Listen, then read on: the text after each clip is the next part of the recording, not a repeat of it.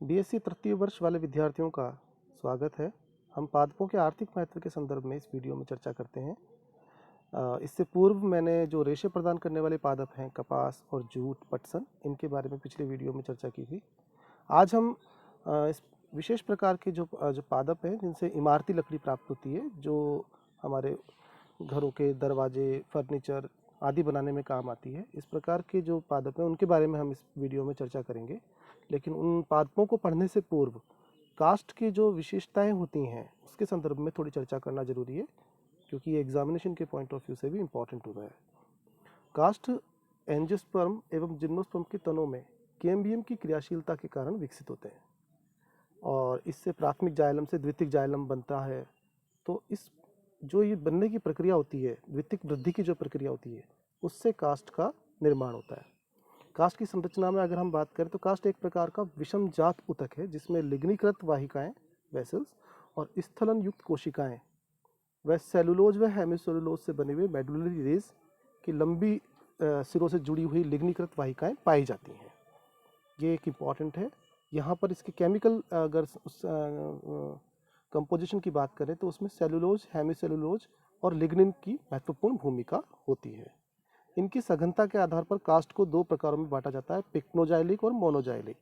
तो pycnoxylic would he हमारे जो काम की होती है, इसमें जैसे आपके क्योंकि सघन आदिदारुक माना जाता है उसको, जो मजबूती होती है, जो गुणवत्ता होती है, वो पिक्नोजाइलिक वुड की ज़्यादा होती है। पिक्नोजाइलिक वुड को उसके वर्गीकरण, उसकी संरचना के आधार पर और दो प्रकारों में बांटा जाता है, छिद्रित कास्ट यानी पोरस। इस तरह की कास्ट में प्राय एंजियोस्पर्म में पाई जाती है, आवर्तबीजी पादपों में। जाइलम की वाहिकाओं में गोल छिद्र पाए जाते हैं। इस कारण ये वाहिकाएं दो प्रकार की होती हैं, एक तो वलय छिद्रित कास्ट और एक विस्तृत संरचित कास्ट। तो वलय छिद्रित कास्ट की विशेषता होती है, ये भी एंजियोस्पर्म में पाई जाती है, जो शीतोष्ण जलवायु में उगते हैं उनमें वलय छिद्रित कास्ट पाई जाती है, यानी वलय छिद्रों का वितरण वलय के रूप में होता है। और विस्तृत संरंध्रित कास्ट यानी डिफ्यूज्ड जो पोर्स है, इसमें छिद्रों का वितरण असमान रूप से होता है।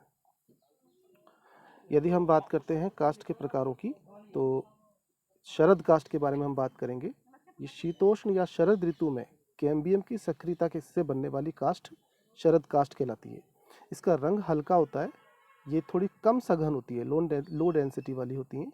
वाहिकाएं इसकी लंबी होती हैं और मोटी होती हैं। यदि हम बात करते हैं बसंत कास्ट की, तो बसंत कास्ट जो कि विशेष प्रकार का जो बसंत ऋतु का मौसम जो होता है, उसमें कैम्बियम की सक्रियता से बनने वाली जो कास्ट होती है वो बसंत कास्ट कहलाती है। यह अत्यधिक सघन होती है, रंग इनका गहरा होता है, वाहिकाएं छोटी एवं सक्रिय होती हैं। इन दोनों कास्ट के आपसी संयोजन से एनुअल रिंग यानी वार्षिक वलय का निर्माण होता है, जिनसे वृक्ष की आयु ज्ञात की जा सकती है। और वृक्ष की आयु ज्ञात करने के जो तरीका होता है उसे डेंड्रोक्रोनोलॉजी कहा जाता है।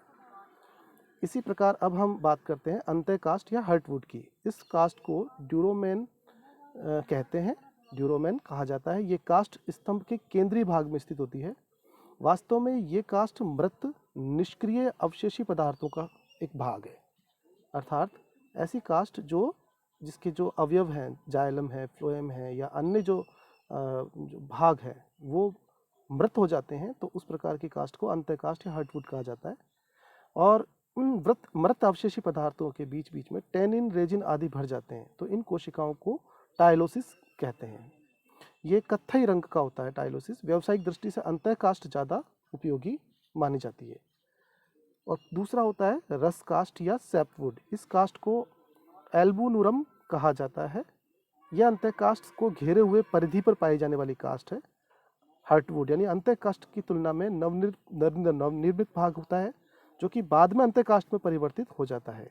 ये जीवित मृदुत्कीय कोशिकाओं से बनी हुई एक भाग है और ये व्यावसायिक दृष्टि से ज़्यादा उपयोगी नहीं होती है, क्योंकि इनमें जो मजबूती होती है, वो गुणवत्ता होती है, वो इतनी इम्पॉर्टेंट नहीं, इतना ज़्यादा इम्पॉर्टेंट नहीं होता है। अगले वीडियो में हम आपके कास्ट के भौतिक गुण हैं, जिसमें उसकी सामर्थ्य, प्रतिरोधक क्षमता है, सामर्थ्य, बंकन जो तनन सामर्थ्य है, अपरूपण सामर्थ्य है, उसके बारे में हम अगले वीडियो में चर्चा करेंगे, कास्ट के भौतिक लक्षणों के बारे में।